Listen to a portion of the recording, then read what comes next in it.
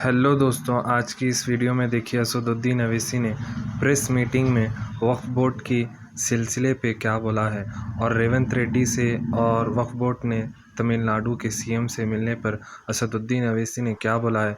तो इस वीडियो को एंड तक देखिए और प्लीज़ इस वीडियो को लाइक और सब्सक्राइब करना ना भूलें।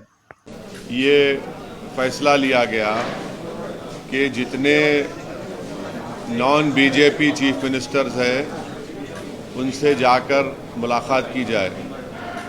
तो पिछले हफ्ते तमिलनाडु के सीएम से मुलाकात हुई थी।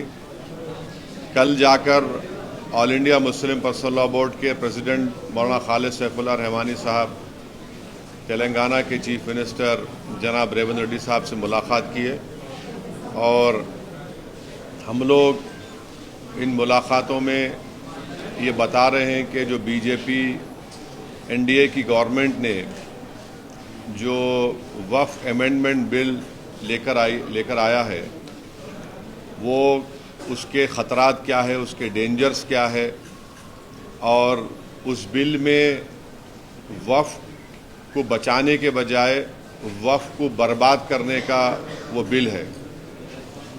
और हम लोग वेरियस उसमें प्रोविजंस बता रहे हैं, जो बिल के जो क्लॉजेस हैं उसका हम जिक्र करके बता रहे हैं कि इस बिल के ज़रिए से बीजेपी वक्फ को ख़त्म करना चाहती है और वक्फ प्रॉपर्टीज़ को ख़त्म करना चाहती है। इससे मुसलमानों के फ्रीडम ऑफ रिलीजन में फ़र्क पड़ेगा। इससे आर्टिकल 25, 26, आर्टिकल 14 का वायलेशन होगा। तो ये पूरी कोशिशें की जा रही हैं पर्सनल लॉ बोर्ड की तरफ से और फ्यूचर में personal law board public meetings भी करेगा और उन तमाम अपोजिशन पार्टी के लीडर से भी मुलाकात करेगा जिन्होंने वक्फ बिल की अपोज किया है। जैसा कि वाईएसआर पार्टी भी है, उन्होंने भी पार्लियामेंट में उसको अपोज किया है और आइंदा वक्फ बोर्ड की तरफ से all India personal law board की तरफ से भी जाकर आंध्र प्रदेश के चीफ मिनिस्टर चंद्रबाबू नायडू साहब से भी मुलाकात की जाएगी और बिहार में जो all India Muslim personal law board के जो ज़िम्मेदार लोग हैं वो वहाँ पर भी जेडीयू के और हमारे चिराग पासवान साहब से भी वो लोग मुलाकात करके इस वक्फ बिल के बारे में बताएंगे। कल किस तरीके से रेवंत रेड्डी जी की प्रतिक्रिया जो है वो आपने ली, क्या उन्होंने कहा? तो सीएम रेवंत रेड्डी तो हमको बताए कि ऑलरेडी पार्लियामेंट में कांग्रेस के जो लीडर हैं, जो इंट्रोडक्शन ऑफ द बिल के वक़्त जो उन्होंने अपनी अपोजिशन का इजहार किया था वो जनाब के सी वेणुगोपाल थे और उन्होंने उसका जिक्र किया और हमने कहा कि हाँ हमने सुना उस बात को, मगर हम उनको बताए क्लॉज बाय क्लॉज कैसे वो गलत रहेगा। तो फिर वो बताए कि उनके ही ऑर्डर पर यहाँ पर जो तेलंगाना में एक्स मिनिस्टर और कांग्रेस के जो सीनियर लीडर जनाब शब्बीर अली साहब हैं, उन्होंने भी एक कंसल्टेशन रखा था।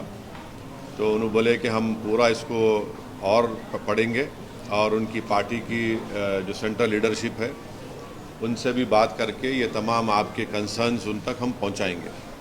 शहजाद अली के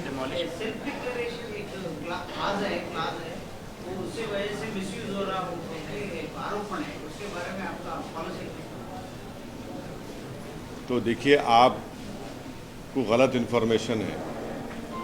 वो है 1995 का एक्ट में, भाई वो फ़ोन बंद करो या प्रेस कॉन्फ्रेंस ख़त्म कर दो यार।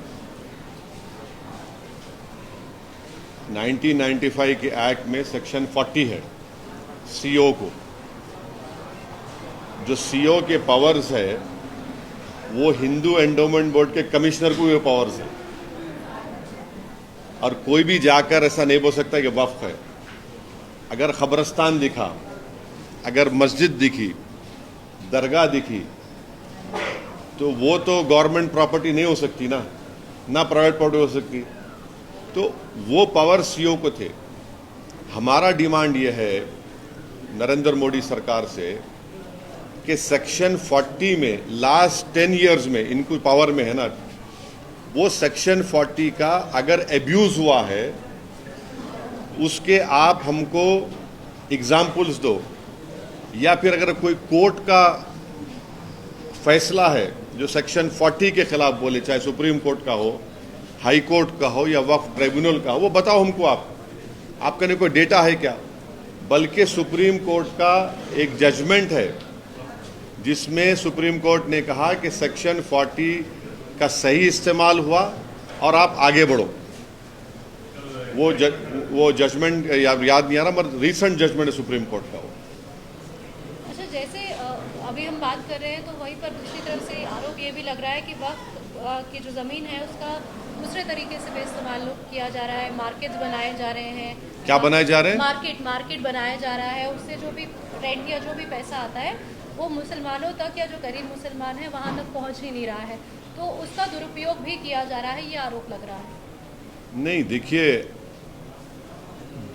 आरोप लग रहा है, ये सब चीज़ें हो सकती नहीं हो सकती, मगर सवाल ये है कि इस प्रपोज बिल में सेक्शन 3 एक है जिसमें ये नरेंद्र मोदी की गवर्नमेंट ये बोल रही है कि सेक्शन 3 में अगर किसी वक्फ प्रॉपर्टी पर गवर्नमेंट कब्जा करके बैठी हुई है तो कलेक्टर उसका फैसला करेंगे, और कलेक्टर फैसला करने के बाद उसका रेवेन्यू में रिकॉर्ड चेंज होगा और वक्फ बोर्ड को बोला जाएगा कि आपके वक्फ के रिकॉर्ड से उसको निकाल दो। तो सेक्शन 3(r)(c)(1) कुछ है। तो पहले तो यह है कि कलेक्टर अपने ही केस में जज नहीं हो सकता, ये प्रिंसिपल्स ऑफ नेचुरल जस्टिस के खिलाफ है। आप कलेक्टर को बोल रहे हैं कि तुम अपना ही फैसले का जज बन जाओ, और मैं आपको बोल रहा हूं कि सच्चर कमेटी के चैप्टर 11 में वक्फ प्रॉपर्टीज का जिक्र है। उस चैप्टर में आप 11.5 बॉक्स को पढ़ो जिसमें 6 स्टेट का जिक्र है जहां पर गवर्नमेंट वक्फ प्रॉपर्टीज के ऊपर कब्जा करके बैठी हुई है, जिसमें दिल्ली के 200 प्रॉपर्टीज पर कब्जा करके बैठे हुए हैं। तो अब ये सेक्शन अगर रहेगा तो इसकी वजह से कोई भी कलेक्टर ये बोल देगा कि गवर्नमेंट प्रॉपर्टी है, और कौन सा कलेक्टर गवर्नमेंट के खिलाफ फैसला देगा? बताओ आप, कौन सा कलेक्टर देगा? और तीसरी बात यह है कि सुप्रीम कोर्ट के कई जजमेंट्स है जहां पर सुप्रीम कोर्ट ने कहा कि कलेक्टर और रेवेन्यू किसी को टाइटल बेस्टो नहीं कर सकते।